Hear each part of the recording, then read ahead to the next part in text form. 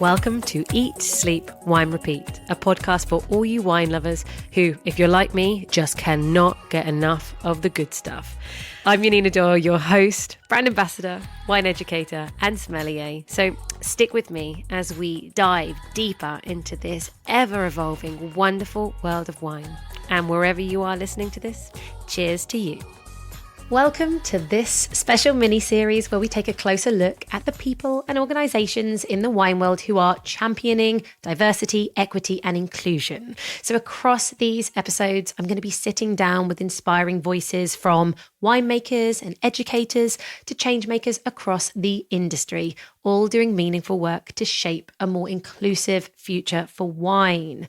These conversations are designed to uplift, to challenge and to leave us all reflecting on how we can make positive changes in our own spaces, whether that's in the vineyard, the tasting room or the boardroom. While we may not be diving quite as deep into the usual wine geekery this time around, I promise you'll still walk away with plenty to think about, fresh perspectives and perhaps a few new producers to discover, all rooted in purpose. I hope each episode leaves you feeling just a little bit more inspired than when you started. Oh, I can't quite believe I'm saying this, but you have just uncorked the final episode of both my mini-series on inclusivity in wine and the grand finale of season 5. But we're closing in style with someone who truly walks the talk, Aidy Smith, an award-winning broadcaster, content creator, and a speaker with a very refreshingly honest voice in the drinks world. You may know him from The Three Drinkers. This is the highest rated drinks travel series on Amazon Prime. But beyond the screen, Aidy is one of the leading champions for neurodiversity and LGBTQ+ inclusion in our industry. He's the only global TV presenter with Tourette syndrome and also living with ADHD. So he's a really powerful advocate for accessibility, representation, and empathy. His latest initiative, Drinklusive, which I'm incredibly proud to be part of, is the world's first mentorship program supporting aspiring drinks writers and creators from diverse and underrepresented backgrounds. So this is a down-to-earth, honest conversation. We're sharing some laughs, swapping supermarket wine tips, tricks, talking about some criminally underrated wine regions you probably haven't explored yet. And we each champion several wineries doing amazing work around inclusion. So grab a glass, pour yourself something fabulous, and let us dive into part 8 with the incredible Aidy Smith. So, Aidy, second time in the wine chair. Whoop, whoop. Hello, hello. Do we want to go back to the beginning at the point when the wine world first drew, or I should say drinks world for you, actually? I'm very much wine. You are wine and drinks. You know, what were the early years like for you getting into this industry? My first foray into drinks was actually wine, thinking about it. And I was of all places, I was in San Francisco. So I had gotten a placement year in San Francisco, despite being told that having Tourette syndrome, it would never be a possibility because why on earth would an American employer take on someone on a visa who has Tourette syndrome? And you know what? I sent my 6,000 emails to different employers and I got my job. So there I am, this student taking his placement year from Lancaster University. And I get off the plane with it having taken over 60 hours. Because remember at the time, I mean, going back, not to give away my age or anything, but this was when the Icelandic volcano had exploded. And so there's loads of ash in the air. Mm-hmm. Oh my gosh. So 60-hour commute, get off the plane. And as I'm going into the terminal building to collect my suitcase, I get this little ding notification on my phone. So I'm like, oh, what's this? Pop up. And it's from the university. And they've sent me an email saying, oh, by the way, we forgot to mention there's a networking event taking place in San Francisco tonight. We've not done one in 6 years. You have to go. And so I'm thinking, oh, my Lord, right, okay. So I get my suitcase and my new employer has picked me up from the airport, bless him, and taken me to the office. And I open reluctantly my suitcase, taking out my crumpled as hell suit. The white shirt crumpled, jacket crumpled, trousers crumpled. And it's way too big for me as well, because at this point in time, I'm not thinking about what I'm wearing. And I make my way to the Palomar Hotel in San Francisco, this fancy 5-star hotel for this networking event. So there I am, crumpled suit, on the lift on the way up with the elevator music going, the whole dun, dun, dun, dun, dun, dun, dun, dun. And it suddenly dawns on me. I think, oh shit, I'm only 20 years old. I can't legally drink here yet. And now I've got to talk to all these boring buggers in this networking event for the next 2 hours or whatever. So I'm like, oh no. So lift opens and I'm walking up to the door to this networking room. It opens. And as soon as I get in, I catch eye with this guy. He stood right in front of me and turns around and he goes, hi, I'm Steve. And I'm like, hi, Steve. I shake his hand. And he goes, you need a glass of wine. And so he grabs one from the side, thrusts it into me. And I'm like, oh, wow. So I'm about to drink it. But just before I say what was in this glass, it turns out that Steve Smith, not only has the same last name as me and went to the same university 25 years ago, but was in the same halls of residence, studied the same course and grew up 4 miles down the road from me. And it turns out that Steve Smith and his wife, Rose Smith, have the only urban winery in the whole of Silicon Valley. And he's just handed me a glass of Napa Cabernet Sauvignon. And that is the moment that my love for wine began. Literally right there and then in that room.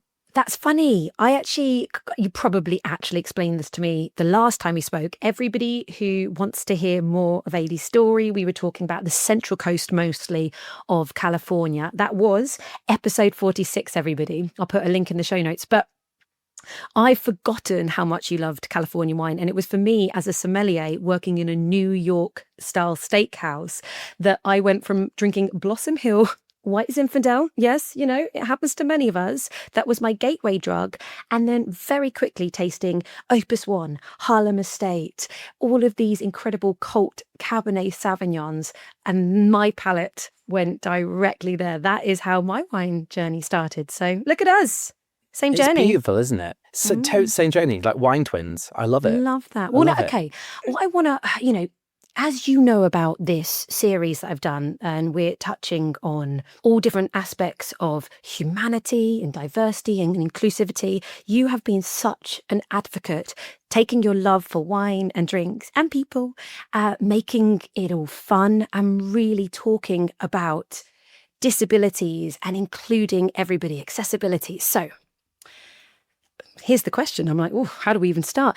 Talk to me about your experience, though, navigating through this industry as somebody who, as you've mentioned, has Tourette's and is a presenter, which is incredible, and a very, very proud member of somebody who's part of the LGBTQ plus community. How did those identities shape your path to where you are now? Great question. I mean, do you know what? When we're adults, it's kind of like the same as being a kid. And just in a bigger body. Literally. And more boring. More responsibilities. More stress. I go, right, carry on, sorry. So much more stress. But, when you're a kid, you get bullied for looking different, for acting different, for thinking different, for loving different, for all these things. And it's the same when you're an adult, just for different reasons. And kids will be kids and they pick on you because they don't necessarily understand things or whatever. And adults kind of take this naivety approach in that if they have particular views or they don't understand something, then they'll act a certain way. And the wine industry and the drinks industry in general, it's a very interesting place for that. When I was in my kind of mid-20s, I started to gain this approach of I didn't care what other people thought about what I could achieve or not achieve. It was up to me to make it happen. And so I took that same thought process when I entered the drinks industry. And bearing in mind, I worked in advertising before I was ever in drinks. And when I was a little boy, I was a TV presenter. But when my tics started emerging at the age of like 6.5, I was just taken off the show. And I didn't go on TV again until 8 years ago when the Three Drinkers was started. But I've navigated so many different moments in the drinks industry. When I moved back from California, where I'd worked for about 4 or 5 years, to the UK. And at the time I was writing for a drink publication, which was based in the US, but had a European footprint. And when I moved back here, I didn't know anyone at all other than I knew the name Jancis Robinson. That was about it. And I mean, I've got a great story about Jancis, who I have so much respect for. But I remember going to my first ever kind of tasting, so to speak, and I left within 5 minutes because I felt so unwelcome and so uncomfortable in that room. and people staring. I mean, I did not dress like the typical, wine critic or wine journalist. I've always been quite out there and like, daring with my clothing choice. And when you walk in the room, this kind of eye rolls and you try to talk to someone, but they want absolutely nothing to do with you. And then because of that, the anxiety kicks in. So you start ticking more. So now you're making noises and twitching and people are looking at you thinking, what the hell is wrong with him? And so at that point, you just kind of leave. And that was the first foray into this world. And, we're going back like 10, 11 years at this point, and a lot has changed since then. And over time, it's gradually become more kind of accepting, but not without the hard work and dedication of people to raise awareness. And I think for anyone who's listening who has a disability, is neurodivergent, is from an underrepresented ethnicity, is LGBTQIA+, never be afraid to talk about your lived experiences and what that brings to the table, because that's where we drive that awareness. And so that's exactly what I did, and unapologetically. And not forcing it down someone's throat, because that's the wrong way to go about it, but just naturally bringing in this as part of the conversation. What has my Tourette's taught me about the world? Why is my palate so incredible? Because of my neurodivergence, because I think in colors, I taste in colors, like all these things, right? And I always say that you need to be the change that you seek. So if someone's sitting there thinking, well, why is the industry not this? Why is it not that? Why am I not feeling supported? Go out there and make the change, because ultimately you can sit on your ass and wish that things are going to change or someone's going to do something. But ultimately, the only person who can do that is you. Then inspire others to then take the same kind of change. Yeah. So how has my experience been in terms of navigating this industry as someone who is gay and has ADHD, Tourette syndrome, dyslexia, dyspraxia? I mean, so many neurodivergent elements that I'm probably not even diagnosed for yet. It's been an interesting one, built on fear, built on upset, but equally as much built on love at times as well. And I think that the main thing that kind of holds this industry back is the fear. It's the fear of not understanding, of not knowing. And that makes people not want to act because they fear being ridiculed or saying or doing the wrong thing. And, I am a white person, right? I'm a white man. And if someone's from an underrepresented ethnicity, I will ask them questions, even if I feel uncomfortable about asking them that question. Bingo. To understand, and you're better to ask the question, just say, look, I want to ask this question, but I don't want to cause any offense or upset. So is it okay for me to just ask it? And please correct me if I'm asking it in the wrong way. Help guide me on this journey. Yep. And if we can do that, then we can better understand. But if we don't ask the question in the first place, we fear and we avoid. And I think one of the best ways for me to try and explain this is look at a homeless person as you enter the underground or you're on the street and they're looking at you begging for money. The first thing you do is you avoid all eye contact with them because you as an individual don't want to make yourself or put yourself in a position of awkwardness. And it's the same thing when dealing with conversations that we don't have confidence around. Instead of acknowledging that person and their existence, we avoid them, which creates all kind of mental health challenges and problems and hurdles. So, look that homeless person in the eye. You've not got to get the money. Just say, so sorry, I don't have anything, but have a great day. Acknowledge their existence and then go about your day. This is so true. What this series has really taught me, I've had moments, I'm asking questions to people from different ethnic backgrounds to me, from different scenarios, lifestyles, upbringings to me. And I'm thinking, I'm asking this question, is this going to cause offense? Oh, did I get that right? And actually off air after we've recorded, I've often said, that made me feel this way. But it was really, really refreshing because they knew as well that where my intentions were, where my heart is lying. And it's tough. But what I've recognized is that unless we have some of these tougher conversations, and it feels easier every time you do it, there will always be a time you might offend somebody. But just like you said, if you open it up, do you know what? I'm not actually sure. How would I call this? What is that? What is the right terminology? Because let's be honest, terminology has changed so much when I speak to my parents or grandparents as we've evolved and understood more. What you say or how you say it is considered different. It would have been acceptable maybe 30 years ago. It's not now. So I always say it's okay, I feel. It's okay to get it wrong as long as you just keep on asking the questions and it's coming from the right intention, right? Totally agree. Totally agree. And I mean, the thing is, I have one of the darkest possible sense of humor. When you're dealing with charities and you're dealing with all of these really messed up topics that are like heart destroying, soul destroying, you've got to retain some form of sense of humor. And you often find that people who are spokespeople or advocates for certain things, they do have that really dark sense of humor because it gets them by. And, there's a big difference between if I'm talking to someone and Tourette's comes up and they make a really good joke based on application and the moment, and I'll be in hysterics and I'll be absolutely laughing because I think it's great. Whereas on the reverse side of that, when it's the same old each time, and, I say I've got Tourette's and the first thing someone does is go, oh, shit, wank, shit, twat. And I'm just looking at them like, oh, here we go again. That's not even funny. Like if you were to put that in context and there was application behind it where you curse, then at least then there's, something behind it. But what people are, made to think is that everyone with Tourette swears. And for those people, they kind of see the look on my face and they're like, oh God, that wasn't funny, was it? And I was like, no, I was like, that joke was shit. I was like, there were other many jokes you could have made that would have been absolutely hilarious, but that one was absolutely terrible. And again, it's about knowing the time and the place. And if you get to know someone, the one thing we want is to be able to openly talk about these things in a jestful, fun, all-encompassing way. Like if someone makes a gag about Tourette's when they're with me and it's like my own personal journey, then that I will find that hilarious. But if it's something based on misconceptions and stigmas that's only harming society and it's based on ignorance, then that's kind of a different, story altogether. Yeah. But they only get to that point by asking questions because they're genuinely curious. Yeah, we have the ability, not everybody, and it's not don't try and be funny in every scenario, but actually don't be afraid also to try and, life is hard enough sometimes to make light when you can, I guess. Maybe that's the right segue. We are going to talk more about everything you're doing in this industry, but let's, so that we don't get too heavy straight away, let's loosen up a little bit and have a bit of fun. Let's have a quick round of questions on wine. Seeing as you drink lots of wine and you are talking to people, presenting on wine, let's see for you, I mean, have you got a favorite wine region right now? Are you going to say California? Have you got... I mean, you're allowed to.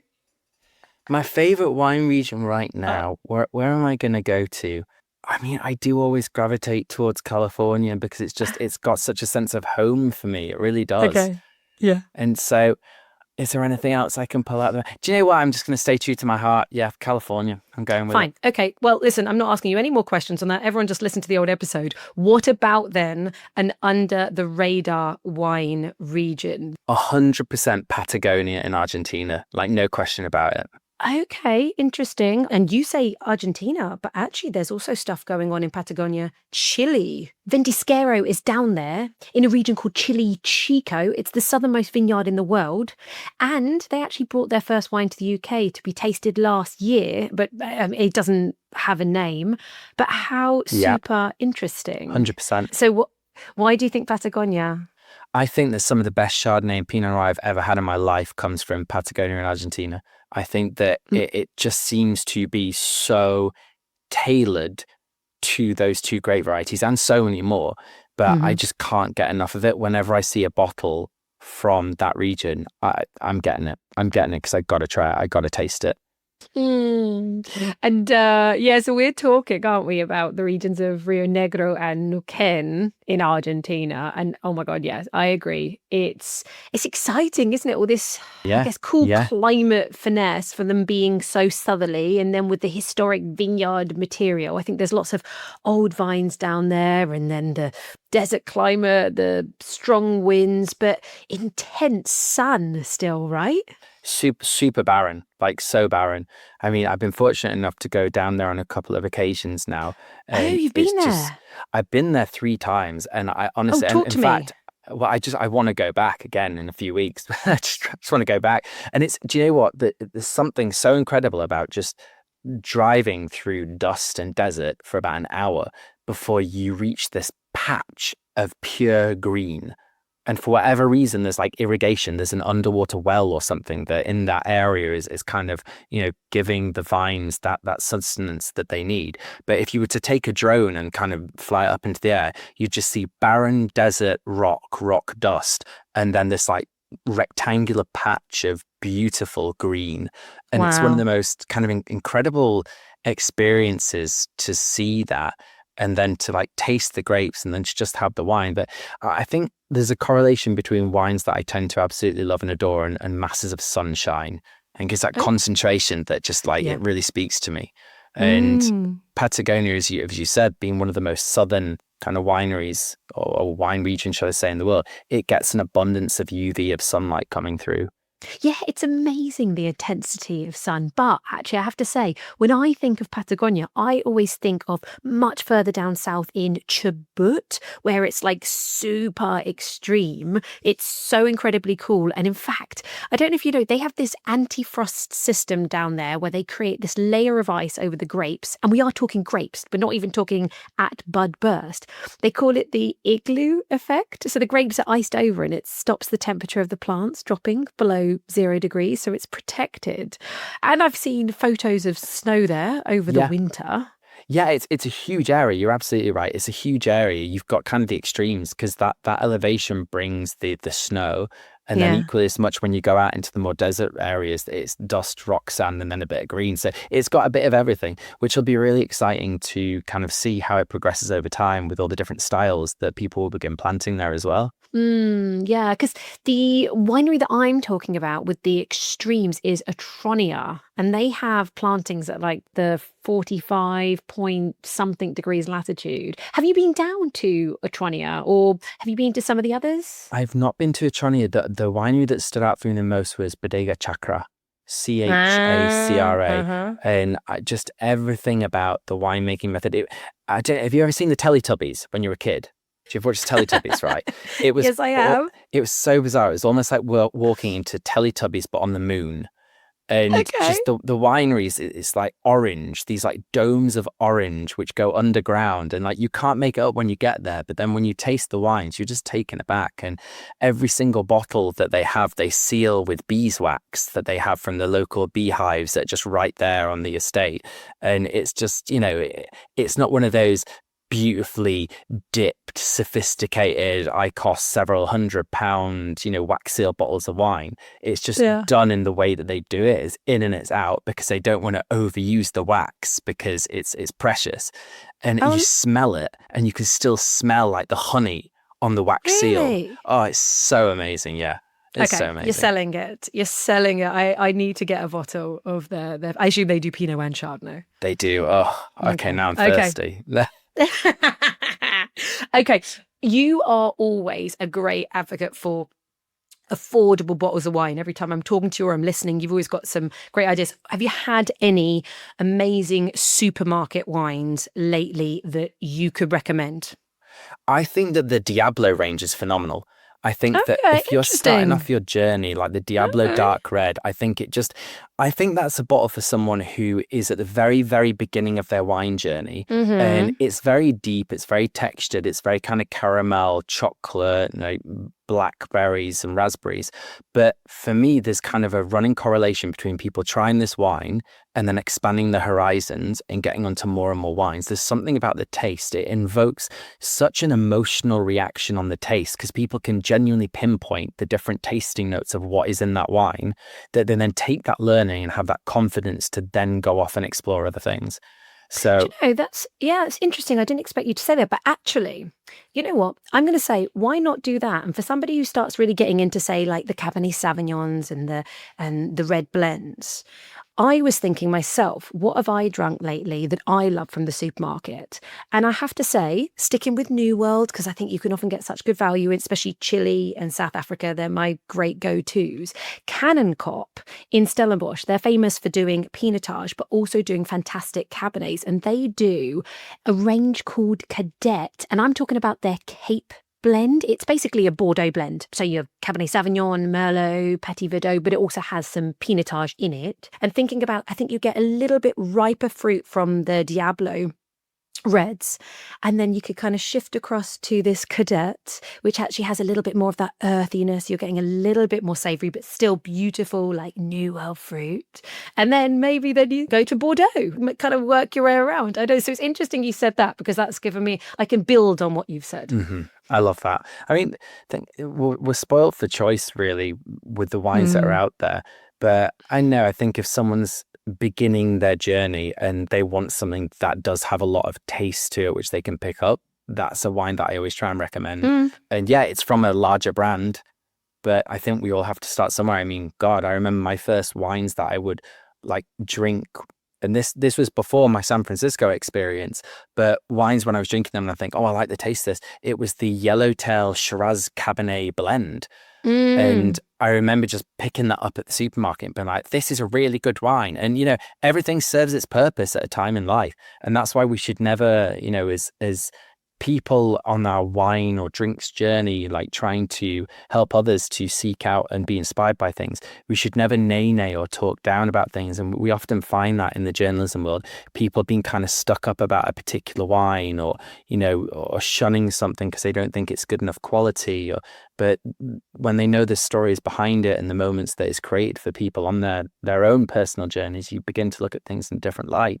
And I mean, for example, look at barefoot wine, right? It gets a terrible reputation by people, but very few individuals know that is the longest standing supporter of LGBTQIA plus rights out of any winery on the planet.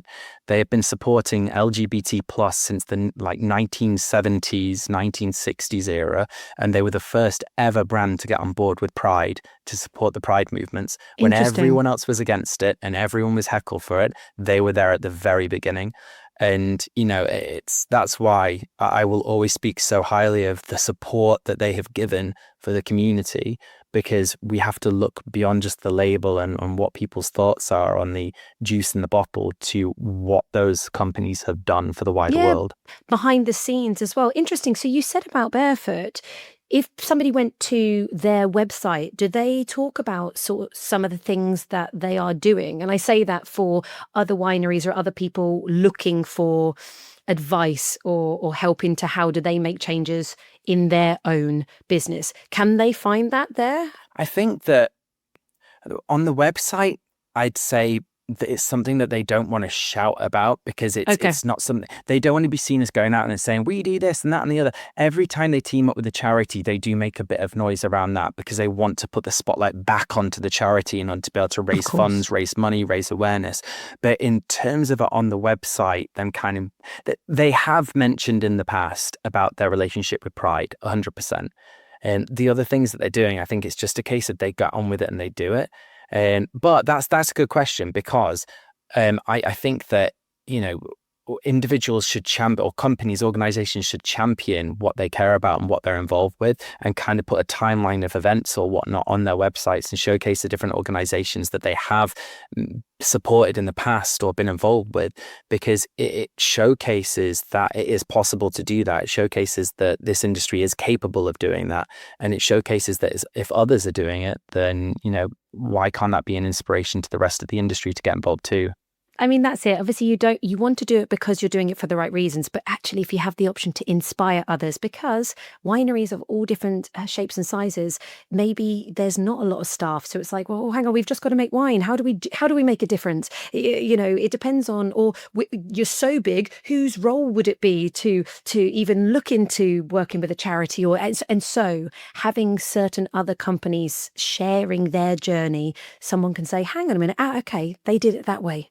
So maybe we could do it that way as well. So, but I think this is, I hope that people take from these conversations that there's not just one way, but the more questions we ask, the more we use our voice, and don't be afraid to ask others. We can inspire more, and we just get the ball rolling, because, you know, a lot of the time people just don't know where to even start, and they don't want to offend, they don't want to get it wrong, so better just not to do anything, and that's possibly not really the correct answer.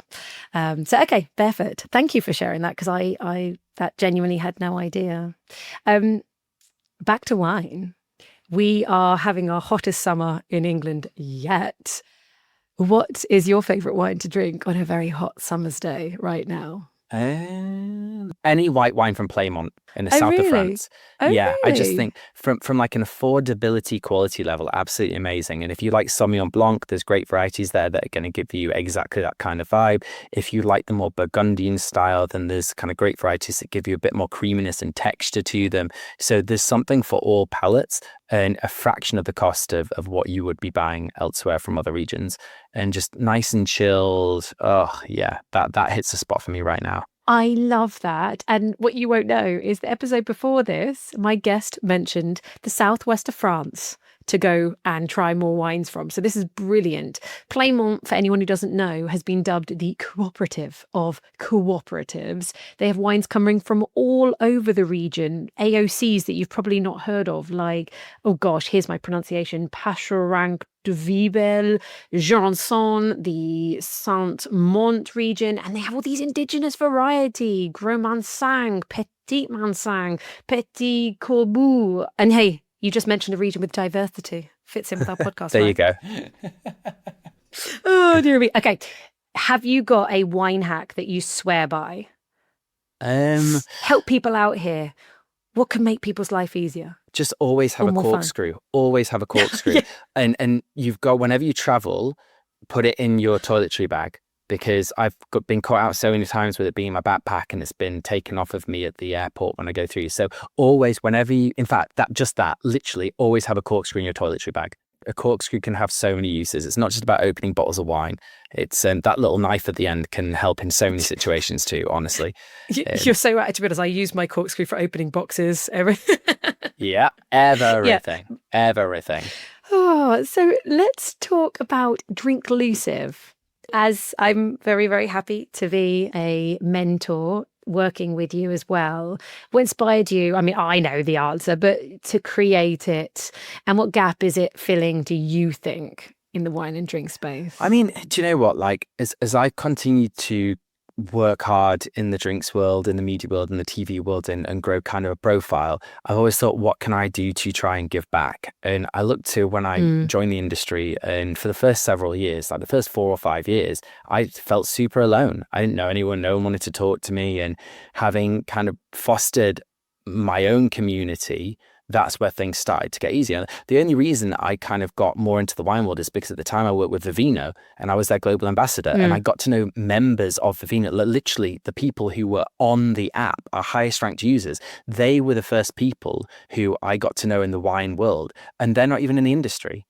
And so for the first 5 or 6 years, I knew no one in the industry because no one gave a shit about me and wanted to know me. I was this young rebel who was doing this thing called social media, who was taken as a complete joke, who just made these stupid, funny videos, who didn't know anything about wine at all. You know, that was the kind of mentality behind it. And so as the ambassador at the time for Vivino, getting to know all these individuals who just absolutely loved wine, unapologetically loved wine, from a passion standpoint of they are buying wine, they're not just being sent it for free to talk about in a journalism standpoint. And like, I use that term loosely. It's been sent over as a product sample to be written about. But my point is, journalists get a lot of beautiful wine that they don't pay for because they're reviewing it. And so it's not the same as being a consumer and going out and thinking, oh, I've only got this much money. What am I going to buy today? There's kind of an abundance of options there at any one point. And getting to know those people and having them, become family was beautiful. Over time, I'd meet more people in the industry who were like-minded, and there's always a common theme. If you were quote unquote different, so if you had a different color of skin, or if you were neurodivergent, thought differently, or if you had a visible disability, or if you were openly gay, and again, because there's so many people who are in our industry who still likely have not come out because they feel like they can't if they're of a certain older generation. And so if you depicted any of these things, then you were kind of the odd one out. People didn't really understand you. It's not that they didn't like you. It's not that they had anything against you. It's more that they just feel awkward around that. They don't know how to interact. They don't know how to try and support because there's an awkwardness in the air. So when I worked to a certain point and grown this platform, I wanted to give back, and I wanted to try and create that form of change. So Drinklusive came about because I literally wanted to find the next era of individuals from all underrepresented communities, whether it be underrepresented ethnicities, disability, neurodivergence, LGBTQI+. And the difference between Drinklusive and everything else that's out there at the minute is we take on guaranteed people from all underrepresented communities in order to help them find their love and become the next kind of era of wine and spirits, whether you want to call it communicators, writers, content content creators, just people who have a love for wine, who want to get into the industry. They want to be the new junior brand managers for this brand, or they want to write about this, or they want to be a content creator here, or they want to create a podcast here. And it's about giving them that kind of layer of confidence that at the very beginning, when I started at least, just wasn't there. And I was at a dinner maybe like a year, just after I started Drinklusive. I was at a dinner, super Tuscan dinner, and there was a very well-known female wine critic who was there. And, the CEO of the group was talking about how diverse they were because they'd done this one thing. And I just kind of said, okay, that's great. Like, fantastic. Have you thought about doing anything like this, or this, or this? And this, well-known wine critic piped up and was like, oh, I think this conversation's all nonsense. Like, the people who work the hardest are the ones in those jobs. And if you can't hack it, then you shouldn't be in it. And I just looked at her and I went, you are everything that is wrong with this industry. And you are the exact reason people don't want to become a part of it. And then I just got up and I went, please excuse me. Thank you for the dinner. And I left. And Oof. I'd had enough of that kind of old school mentality of the best people are in the job. The reason we do not have individuals who are outside of the quote unquote traditional of what it looks like to be in the wine trade, the reason those people aren't in those jobs is because they've not been given the chance to learn those skills. They haven't had the confidence, or they haven't had the ability to, get that experience, find that passion, find that love.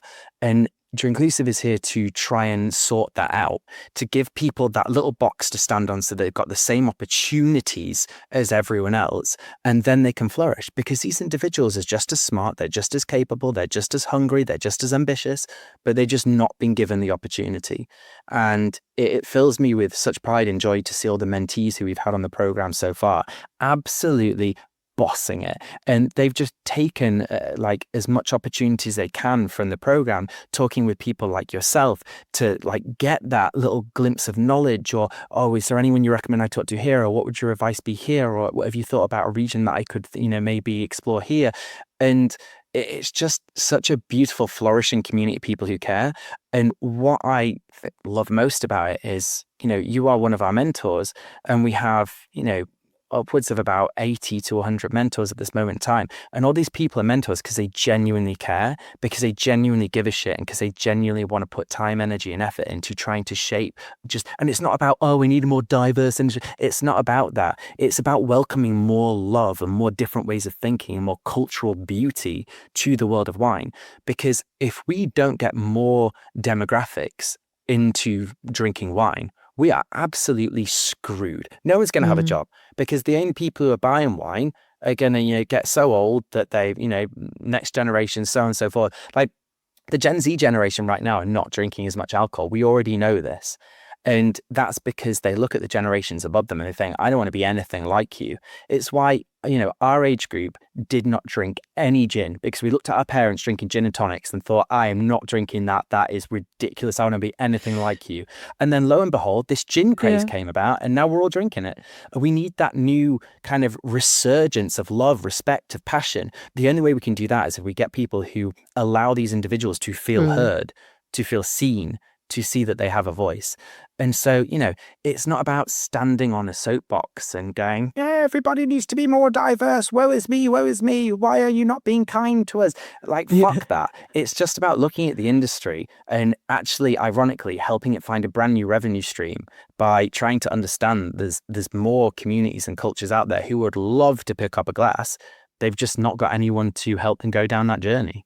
Yeah, that's beautiful. It's so true. And actually, we're all the richer for having a bigger circle. They say, what's the little bubble? If you express your opinion to just the same people, it just like echoes back, and you can never change your mind. You can never have a wider, more colourful idea of life. But once you start spreading, your wings and talking to other people, you can hear and see life from so many different angles. They can show you the world and open your eyes to so much magic. So actually, as well, it's just beautiful to have a much more enlarged community in life, full stop, isn't it? So I love what you've done and the idea of actually bringing more people in.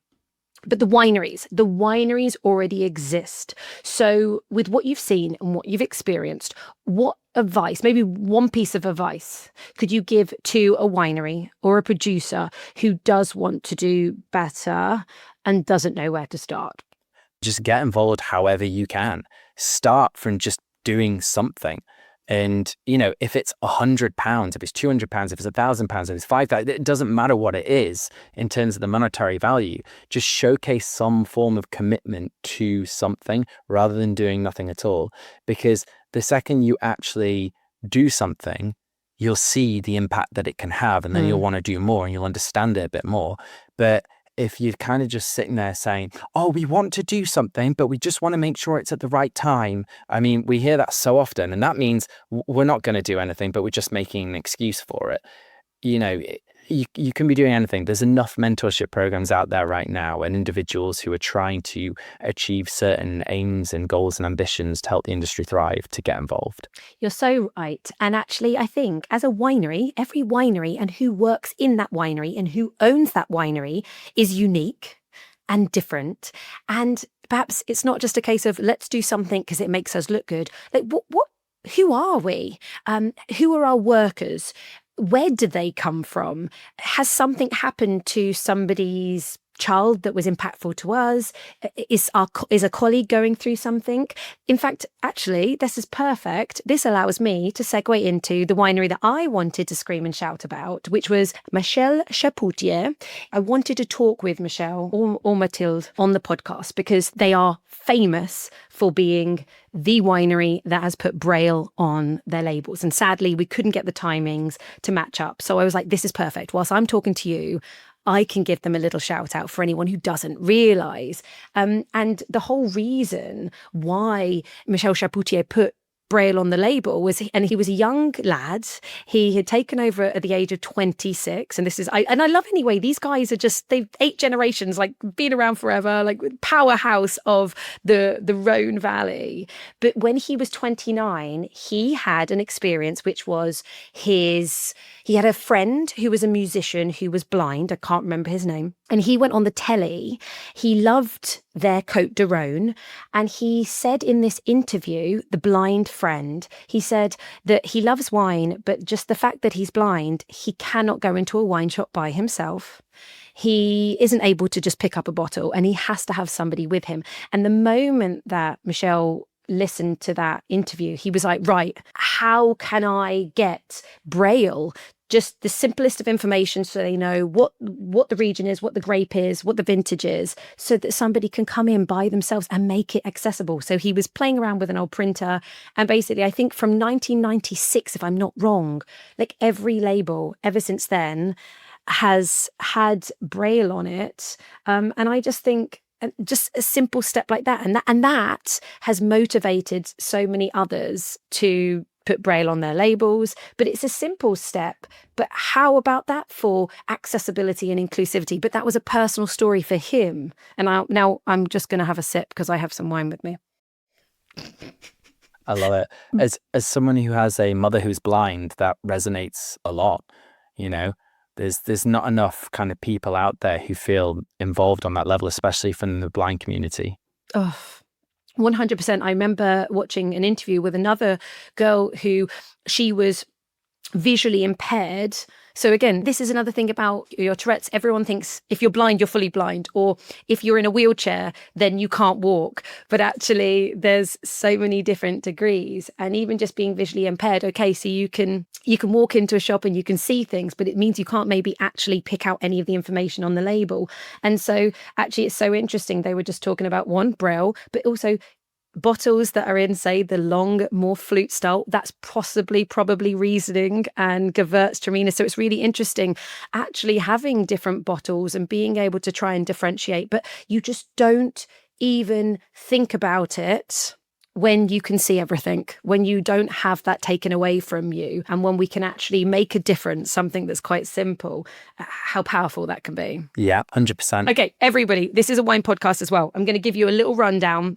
This is your wine lesson. Same for you. Aidy, the reason I could have picked so many bottles of Michel Chapoutier, they're famous as well, everybody. If you want to support this winery, they do like less than £10 a bottle. They do their Belle Rouge Côte de Rhône, which I always think, anyway, you were talking about great value wine. This is a phenomenal great value wine. Côte de Rhône has that lovely juicy, actually, there's Côte de Rhône white, everyone, as well, and red, but red being obviously slightly more famous. But there is just a real roundness, softness, lovely Mediterranean herbs to it. Great value. Everyone, if you haven't tried it, go for it. But the reason I picked up their Saint-Péray is because this is a region that like nobody even knows about. I will remember in my level 3 WSET exams, when you learn about the Northern Rhône, this is where Saint-Péray is, everybody. Saint-Péray is not even in level 3. Unless they've changed it now, you don't even learn about it because it's so small. It's in the most southern part of the whole of the Northern Rhône. It's like often considered the white twin of Cornas, just above it. And many people will know Cornas makes amazing Syrah, amazing red. But Saint-Péray, it's like it was just always this region that made sparkling wines from Marsanne. But now with climate change, they're making some really, really great still wines. There can be a little bit of Roussanne in it because I think 8% of the plantings in this region are Roussanne, but primarily it's Marsanne. But Marsanne is like, it's rich and it's got this oiliness and beeswax, and it's like got this kind of like peach skins, and this is just so, I mean, it's even like this, I'm getting very excited because actually this bottle was like £20. It's not the cheapest bottle of wine. This is not their Belle Rouge, but it gives so much. And a lot of people say that Marsanne can be like the Chardonnay alternative. But at the same time, this has got, as far as I'm concerned, no oak, really, really bright, but just beautifully textural. Okay, there you go. Everyone, check out Saint-Péray because, you know, that's a region that no one ever talks about. We should talk about it. Oh, and Chapoutier is biodynamic as well. They're doing great stuff, you know? Okay, right. Ooh, got excited about that. That's a wine with a story. That's right? a wine with a story. And I think that's what we want. Everyone's kind of looking for a wine that gives them meaning. So when you sip it and when you taste it, you get so much more than just the bottle that you bought. You get this experience that's there that just brings it all to life. And you know, when you can picture yourself standing in a vineyard or the story behind how it came to be, it tastes so much better just because of that. So I'm right with you. I think that's a fantastic choice. Wine never tastes as good as when you're actually in that vineyard. But that's the emotions, that's the joy, that's the beauty of what wine can do. So tell me about I asked you, that's my winery, and I brought it along because I thought, I just have to get them in there. I want to taste some wine. That's me done. What about you from a winery perspective? What comes to mind if we're thinking about inclusivity, accessibility? Who do you want to shout out? So I've got one kind of answer to that, and it's based on the organization who consistently for the past several years has supported my efforts to shout about inclusivity across the board. And that would be Remy Cointreau, and that is Telmont. So they have Champagne Telmont, which I think is remarkable for so many reasons. It's one of the most sustainable kind of, you know, organic biodynamic wineries out there at the minute when it comes to champagne. And what I love is their commitment to every single one of their bottles will be a different shade. So from, I think it's next year, every bottle will be a different shade of green. And that's because they're using recycled glass. So every bottle will be made from recycled glass, which means that no two will be the same. And the whole point there is to reduce the weight. It's to be, you know, better to the environment. And alongside that perspective, what they're doing for the actual, you know, ability to reduce their impact on all the negative things that are happening in the world right now. On top of that, they're also one of the biggest supporters of people just unapologetically being themselves, regardless of what they're living through or what they're going through. I've done quite a few LGBT plus campaigns with them and starting to do some inclusivity campaigns from a neurodivergent standpoint. And when we talk about organizations who genuinely want to support and put money in and back certain things that are special to them and meaningful to them, I just have so much respect for that. I really do. So yeah, Champagne Telmont. If I'm not wrong, Leonardo DiCaprio as well is a mini shareholder, right? Because of their huge environmental focus. Is this right?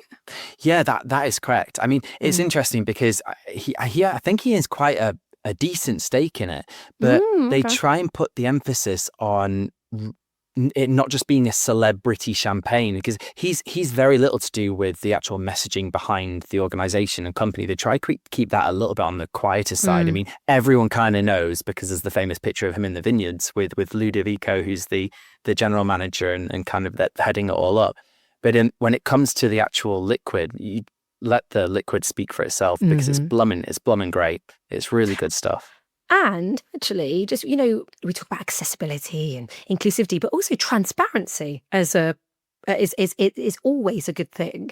And I have to say, in the wine world, you never know what's in the bottle, what they've done to it, blah, blah, blah. And actually, that can be less inclusive, because people maybe who don't know about wine are like, I don't want to buy this because I don't know what it is, blah, blah, blah. And the one thing about Telmont, I can visualize the labels in front of me. What I love, praise be to Telmont. Can everyone do this? You've got, haven't you, the harvest year, the grape variety, when did they disgorge it? I mean, I don't know if there's soil types, but there's loads of information that you actually genuinely want to know, which champagne, normally you're like, okay, it's fizzy, it's champagne, what else? We don't know anything else. They do a great thing with transparency there, don't they? They do. And I think that it's the same across the entire organization. Transparency is everything. And if you can get that open-minded approach, then beautiful things will happen. And every time I pop the cork on that ball, beautiful things do happen. And that is the wonderful joy of wine. Normally it does create memories and emotions that may stay a lifetime. So as we wrap up this episode, we've thrown in a little bit of wine advice, wineries to get behind, to try. What's been the most powerful lesson that you've learned by being open with your story? Just to summarize. Do you know what? Probably the more vulnerable we are, the more we shape others' progression.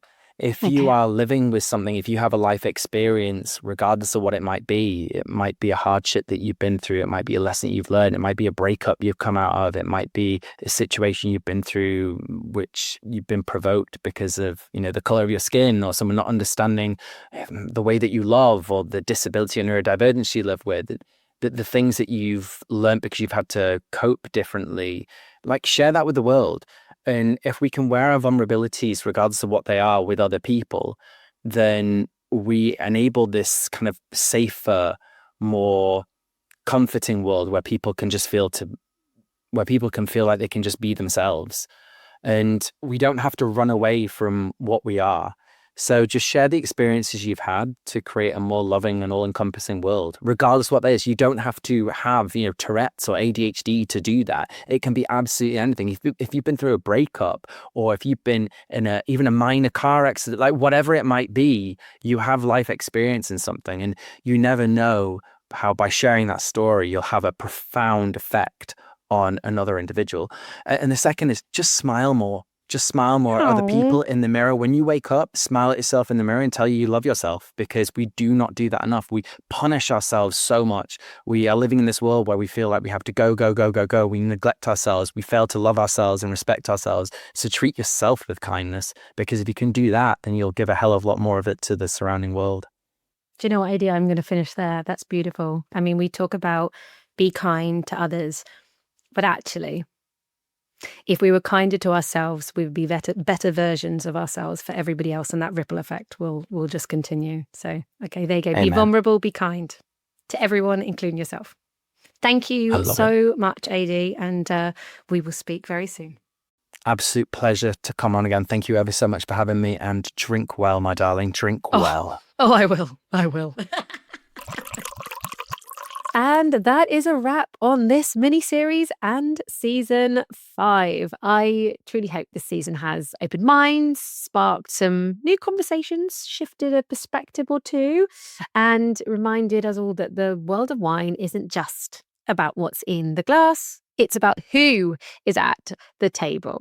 And as always, it's been a joy to share the season with so many brilliant and generous guests. If you haven't caught them all, there's a treasure trove waiting for you. The legendary Ernst Lucen sharing not just his Riesling mastery, but the hidden gems of his Pinot Noir projects. Oh my God, a total honour to hear him speak. Jason Haas, a name that always comes up when you talk sustainability and the magic of regenerative viticulture. Spoiler alert, that may be a mini-series on season 6. There's also the outrageously entertaining Aidy Smith, waxing lyrical on Greek wines and globe-trotting vinous adventures worth booking a flight for. But before I sign off, I will leave you with a wine quote from Robert Mondavi, who was a pioneering Californian winemaker who really helped put Napa Valley on the world wine map. And he said, "Wine to me is passion. It's family and friends. It's warmth of heart and generosity of spirit." And whilst I hope you are smiling with me, may I ask you, if you found value in these episodes, the best way to support is simple. Take a screenshot and share it on your stories, on your socials. Leave a review on Apple Podcasts. Give a rating on Spotify. It helps tell the algorithm gods this podcast is worth sharing with more listeners, and that means everything. Well, I take a little break. I'll be back in late September with a fresh new season. And in the meantime, if you want to follow along or send me ideas, thoughts, themes you'd love to hear about in season 6, you can always slide into my DMs over on Instagram. So follow me at eatsleep_winerepeat, or send me an email at Janina, spelt with a J, Janina at eatsleepwinerepeat.co.uk. But details are in the show notes. Honestly, it means the world to connect with you and to know what you think, feel, and want from this little corner of the podcast world. So until then, I am sending your love and light to each and every one of you. May the coming weeks be filled with moments of joy, reflection, presence. May a single glass of wine transport you across the world, back in time, or deep into a vibrant community that always welcomes you with open arms. With that, wine friends, big hugs and cheers to you.